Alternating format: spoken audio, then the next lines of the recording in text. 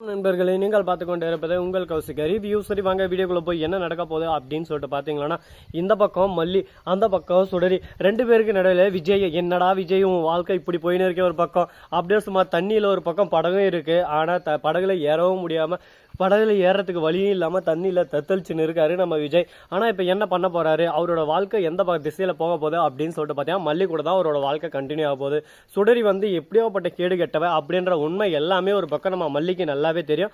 மல்லிக்கிட்டே சவால் விட்டாங்கல்ல மல்லி. ஆனா அந்த சவாலை ஜெயிச்சு காட்டினதால சுடரிக்கு அப்படியே தாங்க முடியல. அந்த கோவம், அந்த ஆத்திரம் அப்படியே உள்ளுக்குள்ள புகையுதுங்க ஒரு பக்கம். ஆனா அதே சமயத்துல கதிரேசன் சொன்ன வார்த்தை நம்ம விஜய் மனசுல ஆழமா பதிஞ்சிச்சு. இதுக்கு மேல உங்க பொண்ணு இந்த வீட்டுல இருக்க தேவையில்ல, ஒழுங்கு மரியாதை கூட்டின்னு போங்க அப்படின்னு சொல்ல. நான் ஏன்டா பண்ண, நீ போட, இது என் வீடு, நான் தான் இங்க இருப்பேன், நீ எப்படி என்ன வேணாம்னு சொல்ல அப்படின்னு சொல்லிட்டு ஒரு பக்கம் கேட்க, சுடரிக்கு அந்த சமயத்துல அப்படியே சும்மா புகை தள்ளிடுறது ஒரு பக்கம். ஐயோ என்னடா எங்க அப்பா சொட்ட மாட்டேன் கதிரேசன் திடீர்னு இந்த மாதிரி குட்டியா போட்டான். நம்ம விஜய் கூட இருந்தாதான் விஜய் மல்லியை சேர விடாம நாம அவங்க கூட இணைய முடியும். இவங்க பாட்டுக்கு நம்மள ஒரு பக்கம் ஓரமா டீல்ல விட்டா அதுக்கப்புறம் விஜய் மல்லி சந்தோஷமா இருந்துருவாங்களே, அதுக்கப்புறம் எப்பவுமே பிரிக்க முடியாது. நான் இதை ஒத்துக்கவே மாட்டேன்.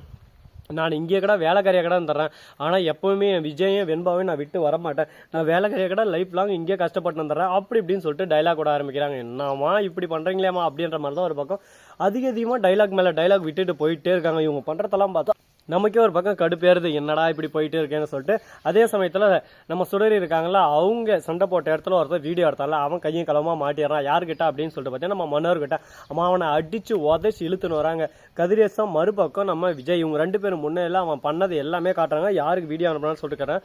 உனக்கும் ரவுக்கும் என்ன சம்பந்தம் அப்படின்னு சொல்லிட்டு கேட்க நடந்தது எல்லாத்தையும் சொல்கிறான். இந்த மாதிரி ரேணுகா மேடம், அதாவது சுடரி மேடம் அடிக்கடி வருவாங்க, அங்கே காசு கொடுப்பாங்க, ரெண்டு பேரும் நிறைய சர்டிஃபிகேட் இந்த மாதிரி கதிரேசன் இருந்தாலும் டெண்டர் சீக்ரெட்ஸ் இந்த மாதிரி நிறையவே கொடுப்பாங்க. அது மூலமா லட்சக்கணக்கில் அவர் பணம் அடிப்பார். அதுலேருந்து எனக்கு மந்த்லி 1 lakh சேலரின்னு சொல்லிட்டு எனக்கு சேலரி கொடுத்துருவாங்க. அதை வச்சு நான் என் பொழப்ப ஓட்டுன்னு இருக்கேன். இப்பயும் அதே இதில் தான் எனக்கு கான்செப்ட் தான் அனுப்புனாங்க. ரேணுகா, அதாவது சுடரி என்னென்ன பண்ணுறாங்க, ஏதோ இது பண்ணுறாங்க, அவங்க வாழ்க்கை எப்படி கொண்டு போயின்னு இருக்காங்க, நம்மளை இதான டீலில் விட்டு போயிடுவாளோ. ஏன்னா அவளே நிறைய டைம் ஒரு பக்கம் ரகுவை ஏமாற்ற பார்த்துருக்கா. அதனால் அவளை பற்றி நல்லா தெரிஞ்சுக்கணும், அவள் கூடவே இரு அப்படின்னு சொல்லிட்டு அவளுக்கே தெரியாமல் அவளை ஃபாலோ பண்ண இருக்கேன் அப்படின்னு சொல்லிட்டு எல்லாத்தையும் சொல்லி வீடியோ ஆதாரத்தெல்லாம் காட்டுறாங்க. இதை பார்த்து கதிரேசனுக்கு செம்ம கோவம் வந்துட்டு ஒரு பக்கம்.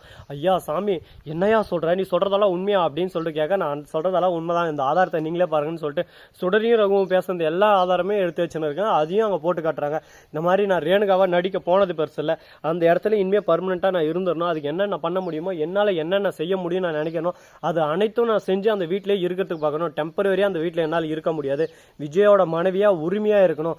விஜய மாதிரி ஒரு தங்கமான மனசன் யாருக்கும் கிடைக்க மாட்டாங்க. ஆனா ரேணுகாவுக்கு கிடைச்சிருக்கா. அதை மல்லி ஆட்டியப்பட பார்த்தா மல்லிகிட்ட இருந்து இப்போ விஜயை நான் தூக்க போறேன் அப்படின்னு சொல்லிட்டு சவால் விட்டுன்னு இருக்காங்க. இவங்க பண்றதெல்லாம் பார்த்தா நமக்கு ஒரு பக்கம் பதட்டமா இருக்கா. அப்ப யாரா கல்யாணம் பண்ண போறீங்க விஜய், என்னப்பா இது உனக்கு இவ்வளோ கான்பிடன்ட், ஒரு பக்கம் போட்டிகள் மேல போட்டி அதிகரிச்சுன்னு போயினே இருக்கு. எந்த அளவுக்கு ஒரு பக்கம் லவர் பாயா இருந்தா விஜய் மேல இந்த அளவுக்கு ஒரு பக்கம் லவ் அட்ராக்ட் எல்லாமே சேர்ந்து வரும்னா பாத்துக்கோங்களேன். சரி, இந்த மாதிரி எல்லாம் ஒரு பக்கம் வந்துட்டு இருந்தாலும் அதே சமயத்துல மறுபக்கம் என்ன நடக்க போகுது அப்படின்னு சொல்லிட்டு பாத்தீங்கன்னா, கரெக்டா நம்ம வெண்பா கொட்டி இருக்காங்களா, அவங்க இருந்து அவங்க பக்கம் பாயிண்டா எடுத்து சொல்றாங்க. இப்படிதாங்க ஒரு பக்கம் போயிட்டு இருக்கு. இதுக்கு நடுவில் அடுத்தடுத்து என்ன பண்ண போறாங்க, ஏது பண்ண போறாங்க சொல்லிட்டு தெரியல. இன்னும் நிறைய போட்டிகள் பொறாமைகள் எல்லாமே ஒரு பக்கம் அதிகரிச்சுன்னு போயின்னு இருக்கு. இந்த போட்டிகள் எல்லாமே ஒரு பக்கம் முடிவுக்கு கொண்டு வரணும். இது எல்லாமே ஒரு பக்கம் இனிமேல் நிரந்தரமா போகக்கூடாது அப்படின்ற ஒரு எண்ணம் இவங்களுக்குள்ள இருந்தா அடுத்து என்ன பண்ண போறாங்க அப்படின்னு சொல்லிட்டு பார்த்தீங்கன்னா, அடுத்து புதுசா தினசா பிரச்சனையெல்லாம் ஒரு பக்கம் கொண்டு வர போறாங்க நம்ம சுடரி. ஏன் எதனால அப்படின்னு சொல்லிட்டு பார்த்தீங்கன்னா, மல்லியும் விஜயும் பிரிச்சு ஆகணும். இவங்க ரெண்டு பேரும் பிரிச்சு விஜய் வாயால திரும்ப என் கழுத்துல தாலி கட்ட வைக்கணும். அந்த மல்லி எப்படி சொன்ன மாதிரி சொல்லி அடிச்சாலோ அதே மாதிரி நான் சொல்லி ஜெயிக்கணும் அப்படின்னு சொல்லிட்டு பேசிட்டு இருக்காங்க. இவங்க என்ன பண்ண போறாங்க, அடுத்து இவங்களோட கோல் என்னவா இருக்கும் அப்படின்னு சொல்லிட்டு நிறைய கேள்விகள் ஒரு பக்கம் நமக்குள்ளேயே ஓடிக்கிட்டு இருக்கு. இப்படி நடக்குமா, அப்படி நடக்குமா, அப்படி பண்ணா என்ன ஆகும், இப்படி பண்ணா என்ன ஆகும் சொல்லிட்டு. ஆனா ஏதோ ஒன்று பண்ண போறாங்க, சிறந்த முறையில் பண்ணி ஒரே அடியா எல்லாரையும் அடின்னு அடிக்க போறாங்க. அது மட்டும் நல்லாவே தெரியுது. அதுதான் ஒரு பக்கம் நமக்கு மேலும் மேலும் பதட்டம் அதிகாரின்னு போயிட்டே இருக்கு. சரி, இதெல்லாம் ஒரு பக்கம் போயிட்டு இருந்தாலும் அதே சமயத்தில் மறுபக்கம் என்ன நடக்குது அப்படின்னு சொல்லிட்டு பாத்தீங்கன்னா, கரெக்டா நம்ம வெண்பா ஸ்கூல்ல ஃபங்க்ஷன் வருதுங்க, ஃபெஸ்டிவல்.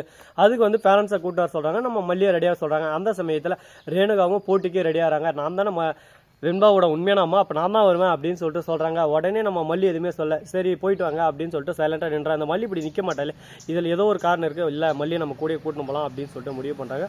மல்லியை கூடயே கூட்டு போயிட்டு அதுக்கப்புறம் அடின்னு அடிக்கணும். ஏன்னா அவள் கூட இருந்தாலும் நமக்கு ஒரு பக்கம் சப்போர்ட் கிடைக்கும். அவளை வச்சு நம்ம எந்த அளவுக்கு முடியுமோ அந்த அளவுக்கு ஒரு பக்கம் மேலும் மேலும் மேலும் மேலும் நம்ம பிரச்சனை அவங்க அதிகரிச்சுன்னு போயின்னு இருக்காங்க. இந்த பிரச்சனை இதோட முடிவு கொண்டு வரணும், அதுக்கு நம்மளால் என்ன பண்ண முடியுமோ அது எல்லாத்தையும் பண்ணணும் அப்படின்னு சொல்லிட்டு முடிவு எடுத்திருக்காங்க. இப்போ என்ன பண்ண போகிறாங்க, அடுத்து உங்களோட நோக்கம் என்னவா இருக்கும் அப்படின்னு சொல்லிட்டு பல கேள்விகள் ஒரு பக்கம் ஓடிக்கிட்டே தான் இருக்குது. பார்ப்போம். எல்லாமே நல்லதாக இருந்தால் சந்தோஷம் தாங்க. ஆனால் கெட்டதுன்ற ஒரு எண்ணம் வந்தாவே அந்த இடத்துல எல்லாமே ஒரு பக்கம் உடஞ்சி போயிடும், சுக்குநூறாயிரும்.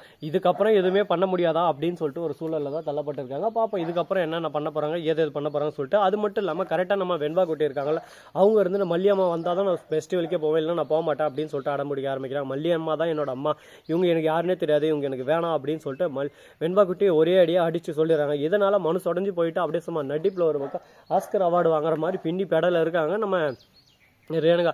அவங்க பண்ணுறதெல்லாம் பார்த்தா நமக்கே ஒரு பக்கம் டஃப்பாக இருக்குது. என்னடா இந்த மாதிரியெல்லாம் பண்ணலாமா, இப்படியெல்லாம் ஏமாற்றலாமா அப்படின்னு சொல்லிட்டு என்னங்க பண்ணுறது. வாழ்க்கைன்னா இந்த மாதிரி நிறைய பிரச்சனைகள் சிக்கல்கள் எல்லாமே வரும். எல்லாத்தையும் ஒரு பக்கம் சகிச்சுக்கிட்டு நாம தான் ஒரு பக்கம் அட்ஜஸ்ட் பண்ணிக்கிட்டு சரி ஓகே பார்த்துக்கலாம் அப்படின்னு சொல்லிட்டு நாம தான் போய் ஆகணும், வேறு வழி இல்லை. அந்த மாதிரி ஒரு சூழலாம் தள்ளப்பட்டிருக்கு. சரி முடிஞ்சதெல்லாம் முடிஞ்சிருச்சு, இதுக்கப்புறம் என்ன பண்ண போகிறோம் ஏது பண்ண போகிறோம் அப்படின்னு சொல்லிட்டு பார்த்தீங்கன்னா கரெக்டாக நம்ம அதாவது விஜய் இருக்கார்ல, அவரு என்ன பண்ணுறாரு அப்படின்னு சொல்லிட்டு பார்த்தியா 2 பேரும் வாங்க அப்படின்னு சொல்லிட்டு 2 பேரையும் கூப்பிட்றாரு.